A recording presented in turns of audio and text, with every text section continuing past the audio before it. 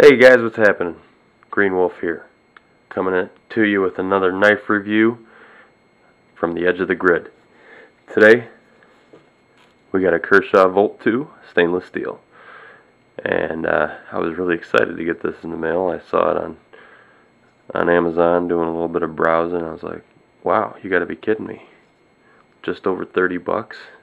Well, let's go over a few details, and we will get this knife review underway.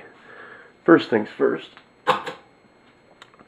we're working with stainless steel, and it's actually a frame lock stainless steel knife with a speed safe assisted opening.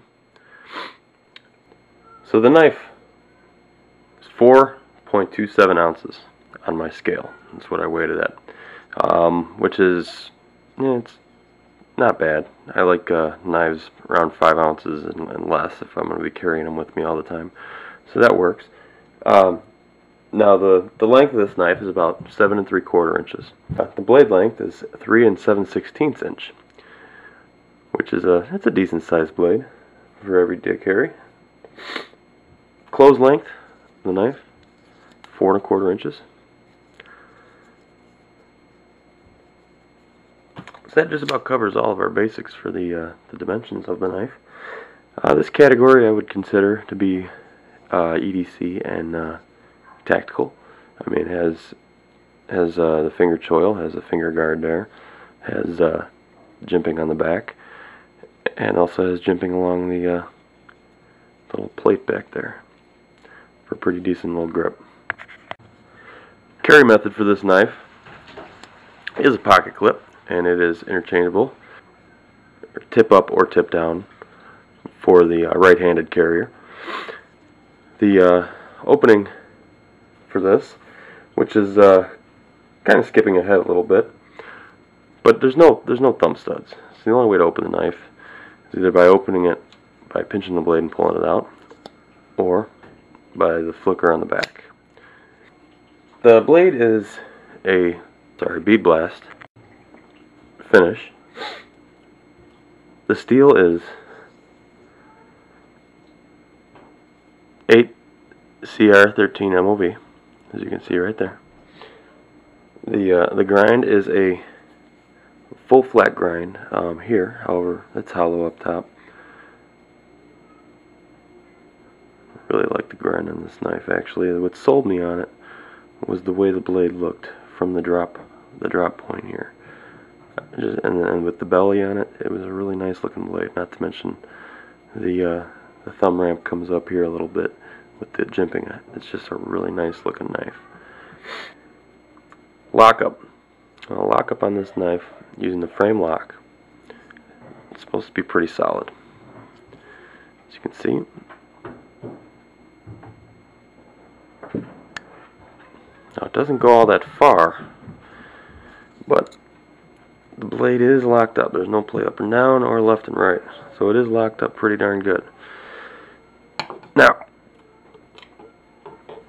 the frame of the knife is a stainless steel frame, and if you look real close, it's got an inner frame and then the outer scales. And with stainless steel scales on a steel frame, you're going to have a real strong knife, that's for sure. The grip on the knife I like.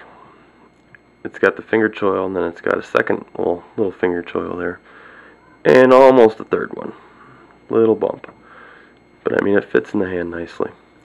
And with the little thumb ramp there and the finger guard, it's definitely made for, you know, defensive maneuvers, if you will. Opening of the knife, like I said, the flicker, and with the speed safe, it flicks out pretty quick. You don't have to put much to it, just push down, and the speed safe opening does the rest. If you look in here, the mechanism is not, you know, visible.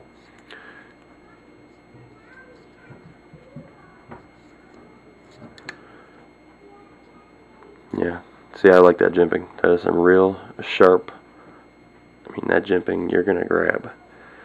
And then on the back here, this is okay. It's a little strange, but, you know, I'm digging it. It seems to be working alright. Now what I want to get to is, before I get to the use of the knife, I want to get to what I found to be a problem with this knife. First things first. It came to me, I went to use the assisted opening, and it was like, what the heck, you know, and then I like flick my wrist and bam, get it to come out finally. So I figured it, you know, must be a little too tight. So I took out my tools and I loosened it up just a hair and went to open it, and much better.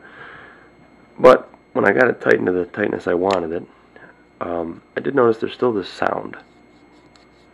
Hear that sound? Now that sound is like metal on metal rubbing. At least that's what I thought it was.